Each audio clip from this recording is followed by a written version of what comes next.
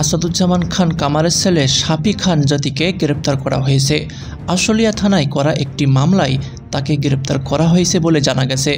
শনিবার 14 সেপ্টেম্বর ভোরে রাজধানী থেকে জাতিকে গ্রেপ্তার করে ঢাকা জেলা পুলিশ।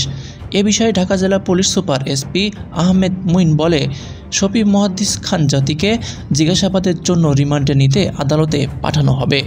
এর আগে গত 5 আগস্ট বিকালে রাজধানী ধানমন্ডিতে অবস্থিত স্বরাষ্ট্রমন্ত্রী আসাদুজ্জামান খান কামালের বাসায় হামলা ও ভাঙচুর করা হয়।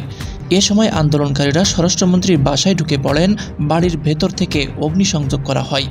উল্লেখ্য, গত 5 আগস্ট ছাত্র জনতার আন্দোলনের ফলে দেশ ছেড়ে ভারতে যান শেখ হাসিনা।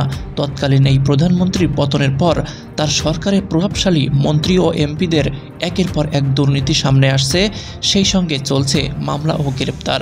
অনেকেই আত্মগোপনে আছে, কেউ আবার বাংলাদেশ ছেড়ে পালানোর সময় গ্রেপ্তার হচ্ছে। কিন্তু এখনও পর্যন্ত আওয়ামী লীগের প্রভাবশালী নেতা ওবায়দুল কাদের, স্বরাষ্ট্রমন্ত্রী আসাদুজ্জামান খান কামাল এবং এ আরাফাত সহ অনেকেই আত্মগোপনে আছে। সাবেক স্বরাষ্ট্রমন্ত্রীর ছেলে গ্রেপ্তার হয়েছে, কিন্তু তেনার বাবা এখনও পর্যন্ত কোথায়? সাবেক স্বরাষ্ট্রমন্ত্রী আসাদুজ্জামান খান কামাল কোথায়? এটাই কিন্তু আমাদের অনেকের প্রশ্ন। যেহেতু তিনি দেশের বিরুদ্ধে আত্মগোপনে আছে এবং তিনি ছাত্র আন্দোলনে অন্যতম একজন মাস্টার মাইন্ড ছিল, বিশেষ করে তিনার হুকুমে কিন্তু পুলিশ গুলি চালিয়েছে ছাত্র জনতার উপরে। এমনকি একটি ভিডিও কিন্তু ভাইরাল হয়েছিল, যেখানে স্বরাষ্ট্রমন্ত্রীকে এক পুলিশ মুঠোফোনে ভিডিওতে দেখাচ্ছিল যে একজনকে মারি আর একজন লড়ে না, একজন মরে আর একজন পেছনে হাঁটে না। এটার পর থেকে কিন্তু স্বরাষ্ট্রমন্ত্রীকে ডর্জনের পর ডর্জন তার বিরুদ্ধে মামলা দায়ের করা হয়।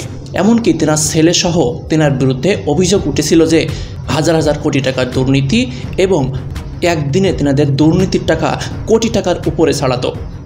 ক্ষমতার অপব্যবহার করে দুর্নীতির মাধ্যমে বিগত আওয়ামী লীগ সরকারের প্রভাবশালী এমপি মন্ত্রীরা কোটি কোটি টাকার অবৈধ সম্পদের পাহাড় করেছেন, দেশ থেকে পাচার করেছেন হাজার কোটি টাকা। দুর্নীতি দমন কমিশন দুদক প্রাথমিক অনুসন্ধানে একে একে সেই সব দুর্নীতির তথ্য বেরিয়ে এসেছে। আওয়ামী লীগ সরকারের প্রভাবশালী সাবেক স্বরাষ্ট্রমন্ত্রী আসাদুজ্জামান খান কামাল ও তার পরিবারের নামে শত কোটি টাকার অবৈধ সম্পদ অর্জনের প্রমাণ পেয়েছে দুর্নীতি দমন কমিশন দুদক। পাশাপাশি সংস্থাটি অনুসন্ধানে আরও 200 কোটি টাকার বেশি মানি লন্ডারিং সংক্রান্ত অপরাধের প্রমাণ পেয়েছে সংস্থাটির অনুসন্ধান টিম। সব মিলিয়ে আপাতত 300 কোটি টাকার বেশি দুর্নীতির প্রমাণ পেয়েছে সাবেক এই স্বরাষ্ট্রমন্ত্রীর বিরুদ্ধে। পায়ে পায়ে তেনাদের দুর্নীতির খবর কিন্তু ইতিমধ্যে উঠে এসেছে শেখ হাসিনা সরকার পালানোর পরে। তো দর্শক, সবাই ভালো থাকবেন। আমরা অপেক্ষায় আছি কখন এই স্বরাষ্ট্রমন্ত্রী আসাদুজ্জামান খান কামাল গ্রেপ্তার হবে এবং ওবায়দুল কাদের। রিমান্ডে তার ছেলেকে জিজ্ঞাসা করলে তার বাবা এখন কোথায় আছে, এটা কিন্তু বেরিয়ে আসার সম্ভাবনা অনেকটাই বেশি থাকবে। সবাই ভালো থাকবেন। আল্লাহ হাফেজ।